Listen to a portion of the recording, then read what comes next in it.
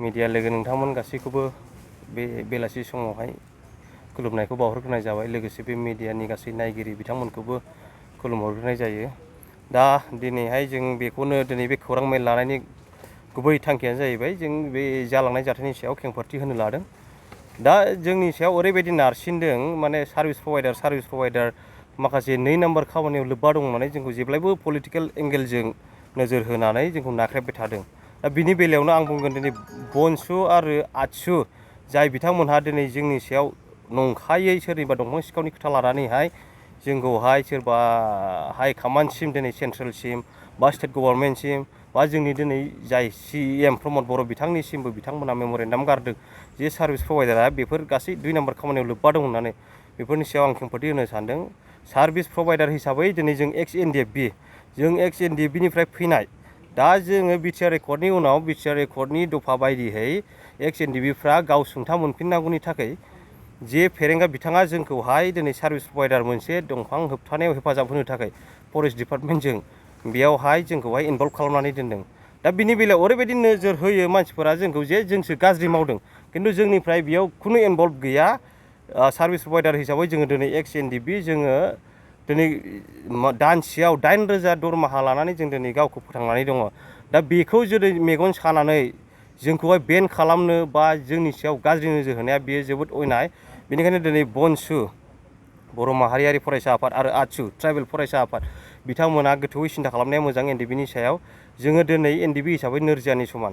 जे समाव जोङो रां खामायनांगौमोन बा सोलोंथाइ लानांगौमोन बे समा जोंनि थाखाय बारग'लांबाय। बिटिआर एकर्डनि उनाव जोङो दिनै बे फिसा खामानिखौ मावनाय जादों। बेयाव बिथांमोना जोंखौ मददसो होनांगौ। जुदि दंफां गनाय बा इलिगेलखौ बिथांमोना मोनदोंमोनब्ला बिथांमोना डिपार्टमेन्टेलि नारसिननो हागोन।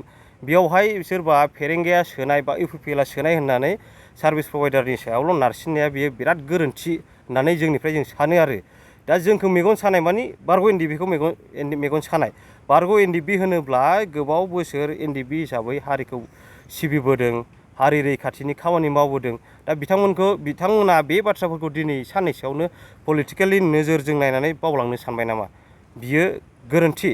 दा बिनिखायनो आं दिनै खावलायहरगोन बनसु आरो आतसुखौ, जायफोरा दंफां सिखावफोरनि खोथा लानानै दिनै जोंजों जेबो सावरायालासे जोंनि जेबो खोथा मिन्थियालासे बिथांमोना जे बाथ्राफोरखौ बुंदों बेयो गासिबो नंखाय।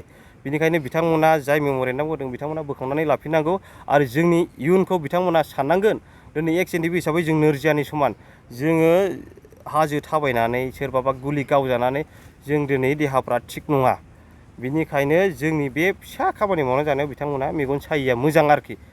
दा आरो बेखौनो खावलायबावगोन जोंनिफ्राय दिनै बिथांमोना दंफां खावदों जोंनि मानसिया होननानैहाय जोंनि मानसियानो हा होयो होननानै हा होनायनि उनाव लायो होननानै बिथांमोना एलिगेसन लाबोदों।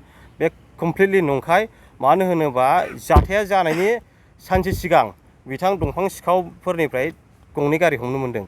गारि हमनो मोनखांनायनि उनाव सं दाननानै मोनबाय जे दंफाङा हाग्रायाव आद्रा दंबावोखौ सं दानखांनायनि उनाव जोङो लायनो थाङो जोंनि स्टाफआ। लायनो थांनाय समाव जेब्ला बियो 8 ट्रेक्टर खमैबो 9 ट्रेक्टरसो बे माला दंबावोमोन आरोखि।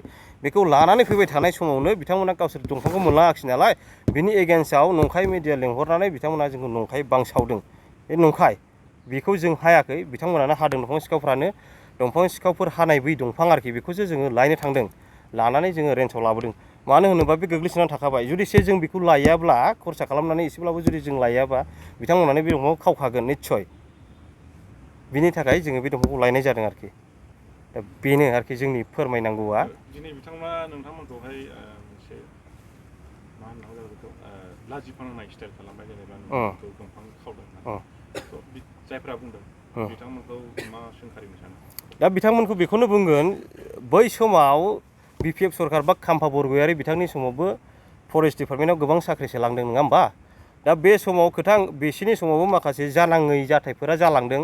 नाथाय बे समाव खोथाया ओंखाराखै जे खाम्फा बरगयारि बिथाङा फरेस्ट डिपार्टमेन्टआव सोनाय मानसिफोरा दंफां खावो बा नैबेबायदि खालामो होननानै खोथा ओंखारफेराखै।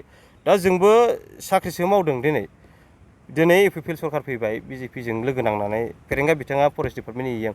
दा बिथाङा दिनै जोंखौ बेयाव एंगेज खालामदों। दा बिथाङा जोंखौ फेरेंगाया सोनाय होननानैहाय जे नाख्रेबबाय थानांगौ पलिटिकेल नोजोरजों बे नङा।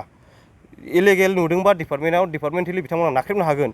खिन्थु सार्भिस प्रभाइडार फेरेंगा सोराय होननानै बेखौ नाख्रेबबाय थानानै बेखौ दिनै बै मोनथायनिफ्राय जे बन्सित खालामनो नाजादों बियो इनाय आरोखि।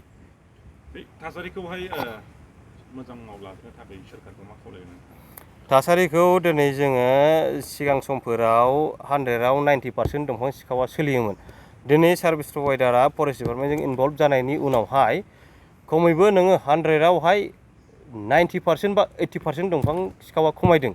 बेखौ जों बुंनो हायो। जों प्रेक्टिकेलि जोङो दिनै संकसनिफ्रायहाय दा ओरै चिरांसिमखौ जोङो पेट्रलिं होयो नालाय बिनि जायनि थाखाय जोङो मिन्थियो आरो बे खोथाफोरखौहाय। दा खमायदों, खमायाखै नङा, खमायदों। बिनि बेलायाव दंफां सिखाव बांदों होननानै जोंनि सायाव फल्स एलिगेसन लाबोबाय थायोबा बियो जोङो साननानै लानांगोन जे पलिटिकेल एंगेलजों नोजोर होनानै जोंनि सायाव नाख्रेबदों बेखौसो जोङो साननानै लागोन आरोखि। खिन्थु जोंहा बेयाव पलिटिकेलजों जेबो सोमोन्दो गैया। ना BPF ना UPPL जों दिनै ना BJP ना कंग्रेस जोंहा पलिटिकेलजों जेबो सोमोन्दो गैया। जोङो एक्स NDP हिसाबै दिनै जोङो बिटिआर एकर्डनि उनावहाय गावसुंथा जे रिहेबिलिटेसन जों बेखौ दिनै जोङो BTC सरकारा जोंखौ एपइन्टमेन्ट होनाय हिसाबै जों बिटिआर हालामाव दिनै बे खामानिखौ जों मावदों। बेयाव जोंहा पलिटिकेलजों जेबो सोमोन्दो गैया आरो पलिटिकेल नोजोर होनानै जोंखौ नाख्रेबबाय थानांगौनिबो गोनांथि गैया। जों मावनांगौ बिबानखौ जोङो मावदों। जोंनि बेकग्राउन्ड बा जोंनि जे मावनाय बेफोरखौ जुदि बिथांमोनहा मोजाङै मिथिनोब्ला जोंनि रेन्जार DFO CST बिथांमोननिफ्रायबो बिथांमोनहा ग्राउन्ड रिपर्टखौ लानो हागोन आरोखि। बेनो।